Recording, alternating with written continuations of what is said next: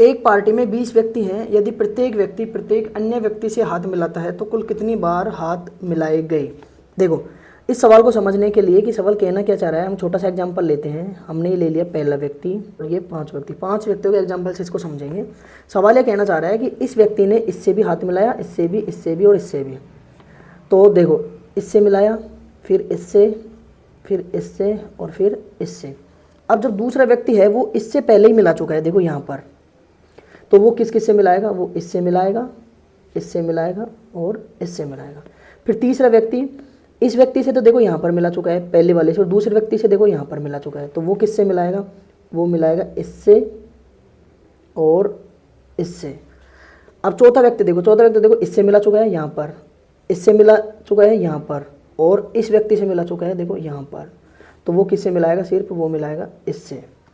अब कुल कितने हाथ मिलाए गए वो संख्या देखो, कुल कितनी बार हाथ मिलाए गए वो देखो, 1 बार, 2 बार, 3 बार, 4 बार, 5 बार, 6 बार, 7 बार, 8 बार और 9 बार और ये 10 बार।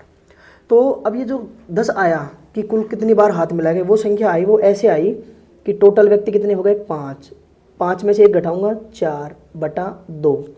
देखो 2 दूनी 4 और 5 दूनी 10, यानी कि अब यहाँ पर तो ये व्यक्ति कम थे तो हम ऐसे भी एग्जाम में ऐसे भी काउंट कर सकते हैं, लेकिन अब मान लो व्यक्तियों की संख्या ज़्यादा आ गई, जैसे इस सवाल में 20 आ गई, तो कैसे करेंगे। तो इसका एक फॉर्मूला बन गया अब ये कि अगर हमको कुल कितनी बार हाथ मिलाएगा ये संख्या चाहिए, तो n × n-1/2 ये फॉर्मूला होता है।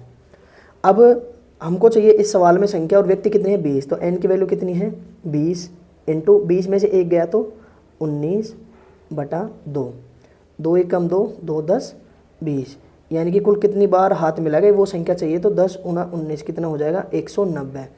यानी कि किसी पार्टी में अगर 20 व्यक्ति हैं और प्रत्येक व्यक्ति प्रत्येक अन्य व्यक्ति से हाथ मिलाता है तो कुल कितनी बार हाथ मिलाए गए वो संख्या कितनी आ गई हमारे पास 190, यानी कि ऑप्शन सी सही हो जाएगा।